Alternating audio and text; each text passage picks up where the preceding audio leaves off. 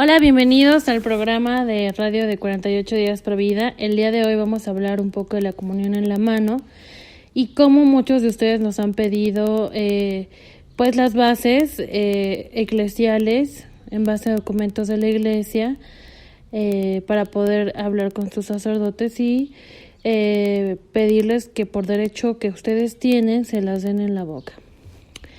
Vamos a leer un parrafito muy corto en el cual creo que va a quedar todo muy claro para todos ustedes. Dice así: la revista María Mensajera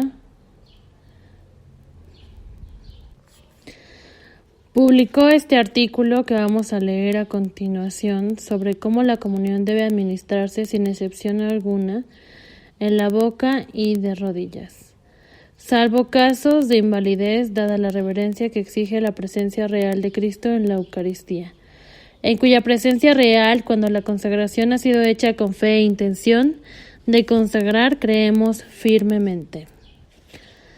El poder recibir los fieles la comunión en la mano, como ahora se hace tan frecuentemente y más con motivos de la pandemia en medio de la cual estamos todos, ha sido una concesión que aparece en la instrucción Memoriale Dimini de la Sagrada Congregación para el Culto Divino, sobre el modo de administrar la comunión, compuesta por mandato especial del Sumo Pontífice Pablo VI y aprobada por él el 28 de mayo de 1969.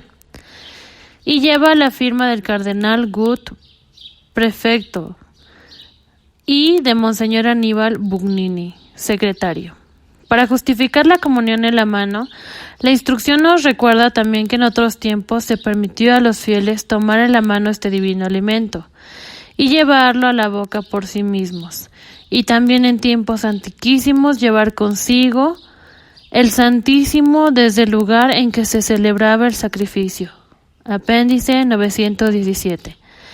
Es posible que históricamente sea así, aunque tal versión no le explica el Evangelio. Y por otra parte, no podemos olvidar que los apóstoles estaban siendo obispos.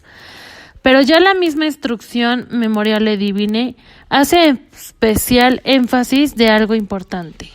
Dice: sin embargo, las normas de la Iglesia y los documentos de los padres manifiestan con abundancia la máxima reverencia y la prudencia suma con que se trataba la Sagrada Eucaristía, ya en aquel tiempo que dio lugar a que el cuidado y ministerio del cuerpo y sangre del Señor se encomendaran de modo verdaderamente peculiar a ministros sagrados y a hombres designados para ello, que más tarde el oficio de llevar la Eucaristía de los ausentes sería confiado exclusivamente a ministros sagrados, para asegurar la reverencia debida al cuerpo de Cristo, y que bajo el impulso ya de la reverencia hacia este santísimo sacramento, ya de la humildad con que debe ser recibido, se introdujo la costumbre de que el ministro depositase en la lengua de los que recibían la comunión una partícula del pan sagrado.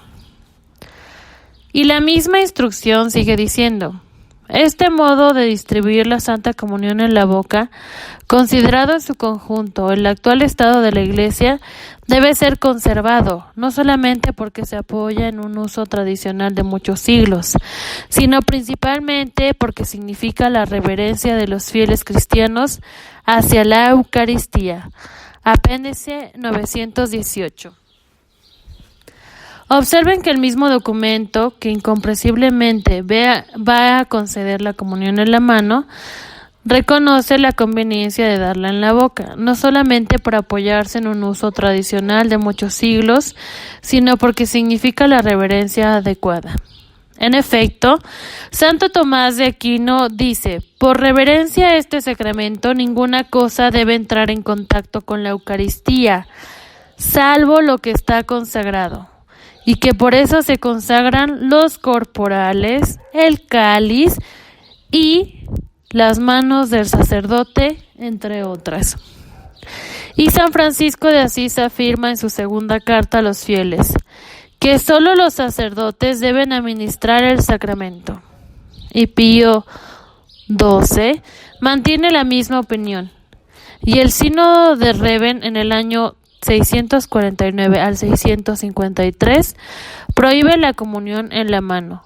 Y antes ya lo había prohibido el Papa San Sixto en el año 115 al año 125 que estuvo en el papado.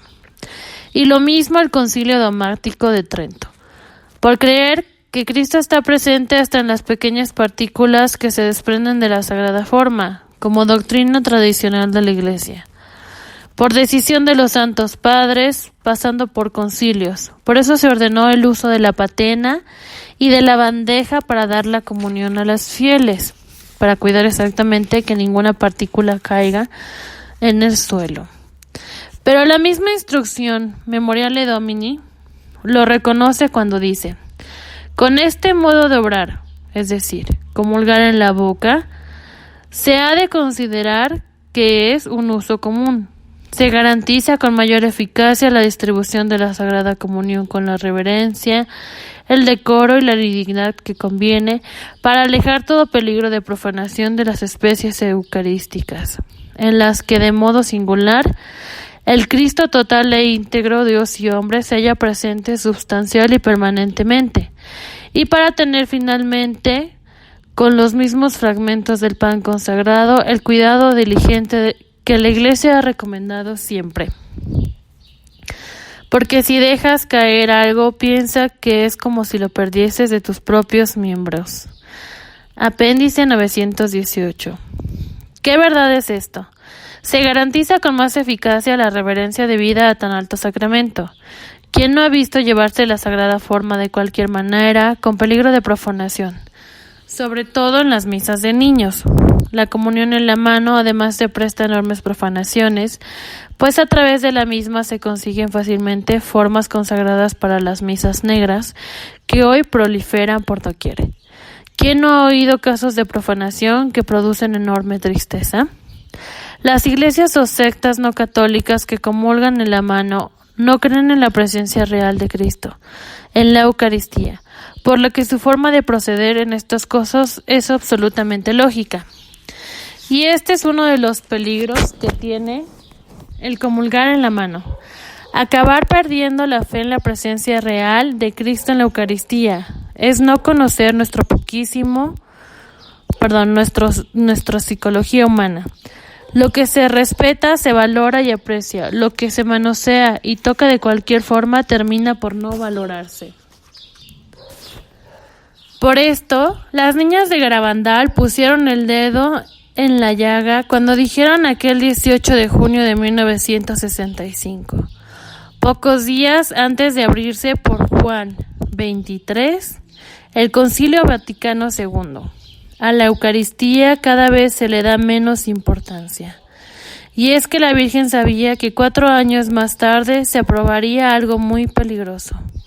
Tan peligroso que la misma instrucción que lo aprobó lo señala. Habiendo pedido, nos dice, algunas conferencias episcopales y algunos obispos en particular, que se permitiese en sus territorios el uso de poner en las manos de los fieles el pan consagrado, el sumo pontífice mandó que se preguntase a todos y a cada uno de los obispos de la Iglesia Latina su parecer sobre la oportunidad de introducir el rito mencionado. Apéndice 919.